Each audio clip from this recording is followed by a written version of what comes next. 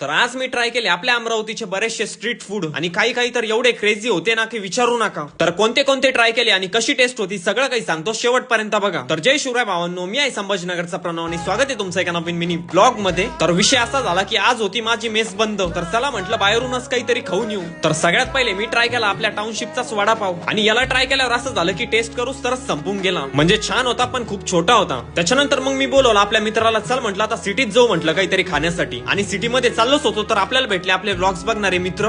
त्यांना भेटल्यानंतर मग आम्ही निघालो सिटीमध्ये आणि सिटीमध्ये जातच होतो तर डबल आपल्याला भेटले आपले क्लासमेट. त्यांना भेटल्यानंतर मग आम्ही आलो पंचवटीवर. तर आता आमचा विचार चालू होता की सगळ्यात पहिले काय टेस्ट करायचं. तर हा भाऊ म्हणे चल म्हणे तुला एकदम मस्त जागेवर नेतो. तर म्हटलं चल म्हटलं भाऊ. मग सगळ्यात पहिले आम्ही आलो मग अमरावतीचा शोरमा टेस्ट करायला. आता खरं जर म्हटलं तर बघायला खूप छान वाटत होता, पण म्हटलं आता फक्त टेस्ट चांगली पाहिजे. आता एक टाइमला यांनी खूप जास्त शोरमा कापला आणि त्याच्यानंतर मला कळलं की याच्यातून फक्त 2 चमचे देता. म्हणलं एक टाइमला कापायचं एवढं मोठं आणि द्यायचं फक्त एवढंच.